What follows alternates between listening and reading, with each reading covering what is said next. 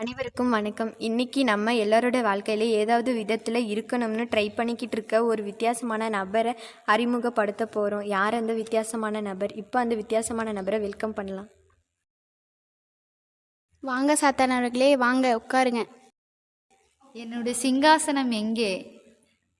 சிம்மாசனம் ஒன்றும் இங்கே இல்லையே, ஒரு சேர் தான் கொடுத்துருக்காங்க.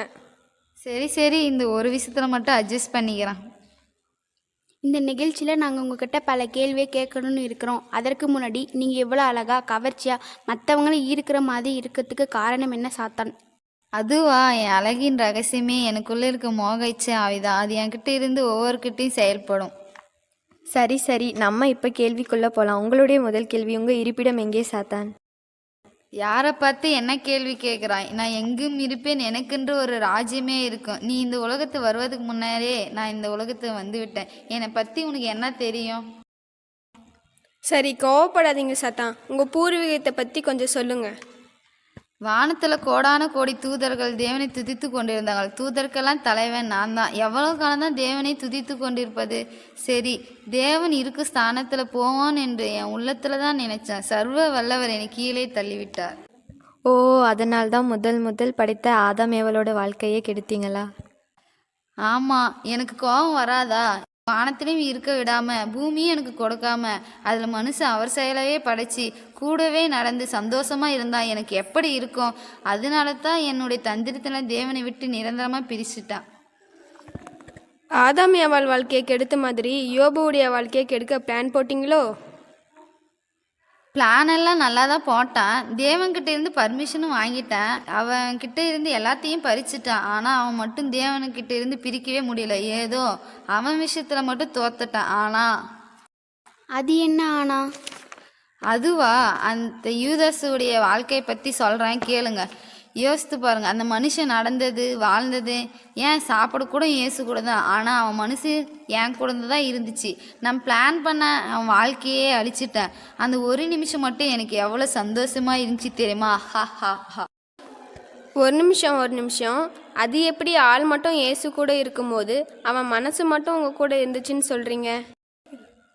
உன் மனசு இப்போ எங்கே இருக்கு? நீங்கள் யூதாஸை பற்றி சொல்லும்போது தான் என்னுடைய மனம் அவன் நினைப்பில் போயிடுச்சு.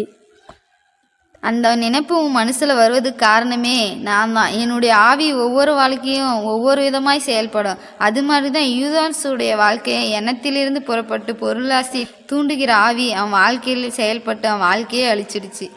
சரி சாத்தான் அவர்களே, உங்களிடம் கடைசியாக ஒரு கேள்வி கேட்குறோம். சரி, கேளுங்கள்.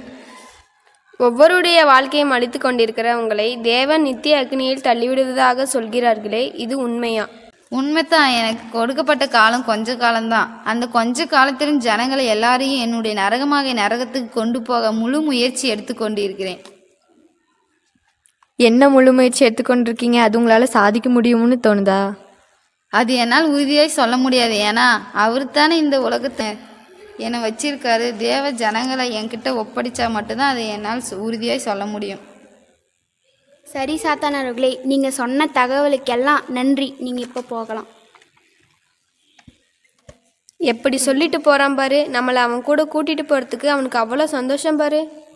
அப்போ அவன் சொன்ன மாதிரி நம்ம நரகத்துக்கு தான் போவோமா? வேற வழியே இல்லையா? ஒரே ஒரு வழிதான் இருக்குது. அவர் தான் நமக்காக அருளப்பட்ட இயேசு கிறிஸ்து. அவர் நம்முடைய பாவங்களுக்காக தன்னையே சிலுவையில் ஒப்பு கொடுத்தார். சாத்தானை சிலுவையில் ஜெயித்தார். அந்த இயேசுவோடு நம்முடைய மனம் ஒன்றாகி அவரோடு ஐக்கியப்பட்டு பழகி வாழும்போது பாவ சாயலான பழைய மனுஷன் நம்மளை விட்டு அகன்றி புதிய சாயலாகி கிறிஸ்து இயேசுவை நம்மில் தரிப்பித்து அவரோடு கூட வாழ செய்வார். அதுதான் ராஜ்யமாகிய இயேசுவோடு வாழ்வது. அவர்தான் நம்முடைய நித்திய ராஜ்யம்.